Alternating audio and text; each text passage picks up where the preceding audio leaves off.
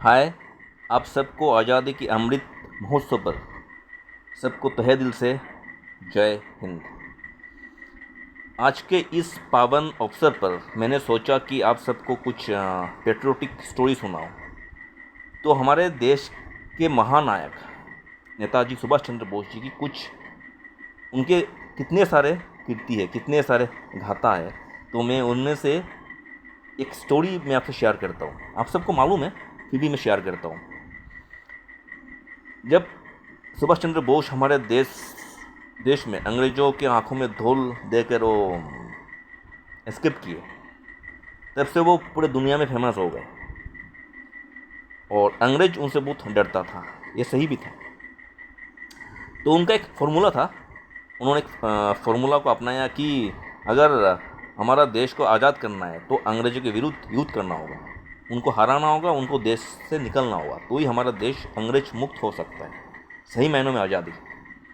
तो उनको लगा कि अंग्रेज़ों के विरुद्ध युद्ध करना कोई खाने की बात नहीं है, मामूली बात नहीं है कि कोई इतने शक्तिशाली है, तो उनको विरुद्ध अगर युद्ध करना है तो कोई दूसरे शक्तिशाली देश जो उनका शत्रु है, शत्रु के शत्रु मेरा दोस्त, ये फॉर्मूला उन्होंने अपनाया।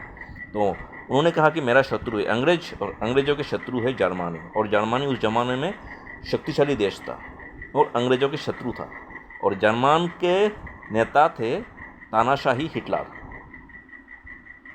तो उन्होंने सोचा कि हिटलर से जाके मैं दोस्ती करता हूँ। फिर वो गए छुप के छुपाते। उनमें क्वालिटी था कि वो कैसे भी दूसरे देश में जाते, उनको उसी देश का लैंग्वेज वो सीख जाते थे। नेताजी सुभाष चंद्र बोस, उनका टैलेंट था, वही रूप वो धारण करते थे। कभी चाइनीज़ बन जाते थे, कभी अरबी, कभी पठान, कभी जर्मनी नेम भी वो अपना नाम भी वो बदलते रहते थे। उनका टैलेंट था, वो खासियत थी उनमें। तो वो गए कैसे भी छुप के उसका भी बहुत सारा कहानी है, तो उसमें मैं उस पर नहीं जाता हूँ। तो छुप के छुपाते वो कैसे कैसे गए वो हिटलर के पास, और हिटलर को पहले से उनके सेक्रेटरी ने जानकारी दे दिया कि इंडिया से मिस्टर बोस है आपसे मिलने के लिए, कुछ प्राइवेट बातें हैं। तो हिटलर को मालूम था अबाउट सुभाष चंद्र बोस। तो सुभाष जी गए हिटलर के चैम्बर पे जाके बैठे, और उनका जो सेक्रेटरी से कहा कि जाके बोलिए हिटलर से कि मैं बोस आया मिलने के लिए। और उस ज़माने में हिटलर का एक खासियत था कि हिटलर तानाशाही था और चारों ओर उसका दुश्मन था। तो हिटलर को मालूम था कि मेरे जान के दुश्मन बहुत सारे हैं, तो इसलिए हिटलर ने अपना डुप्लीकेट्स कुछ बना दिया, डुप्लीकेट्स हम शक्ल वाले, उनके जैसा चेहरे वाले, क्योंकि जहाँ पे उनको जान का रिस्क है वहाँ पे उनको डुप्लीकेट जाके काम निपटा के आते थे। तो किसी को मालूम नहीं पड़ता कि कौन ओरिजिनल कौन डुप्लीकेट्स। तो हिटलर ने यहाँ पे भी ये फॉर्मूला अपनाया। उनको लगा कि नेताजी सही मायनों में हेल्प करने के लिए, हेल्प मांगने के लिए आए या अंग्रेज़ों का कोई गुप्तचर है, तो ये डाउट था उनका। तो उन्होंने अपना डुप्लीकेट को भेजा।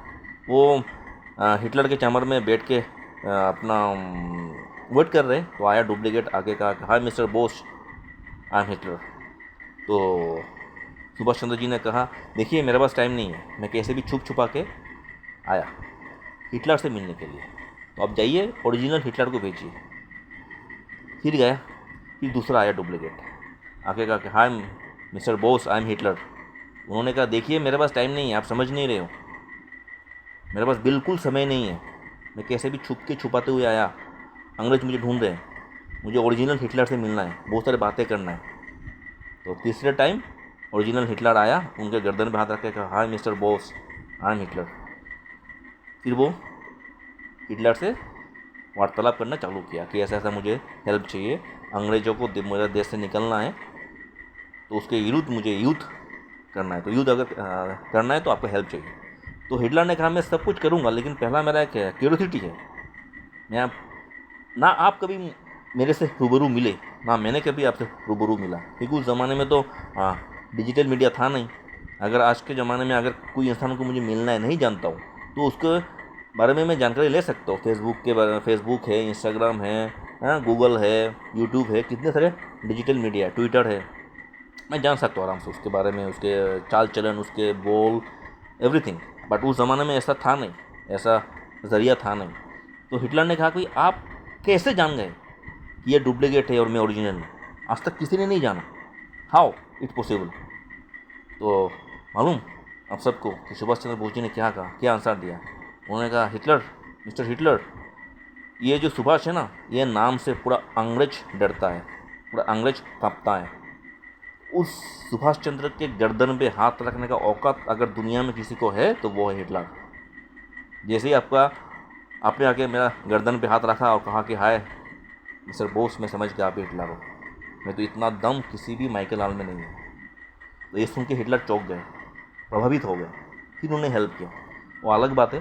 बट मैं ये कहना चाहता हूँ कि हमारा देश इतना महान है कि हमारे देश में ऐसे ऐसे फौलादी, ऐसे ऐसे जिगर वाले इंसान, महान इंसान का भी जन्म हुआ था।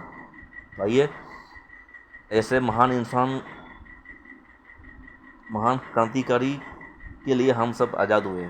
आज हम जो भी आज़ादी का सांस ले रहे उन सब महान क्रांतिकारियों के वजह से। तो आइए आप सबको इन क्रांतिकारियों के चरण में मेरा कोटि कोटि नमन। सबको मेरा आज़ादी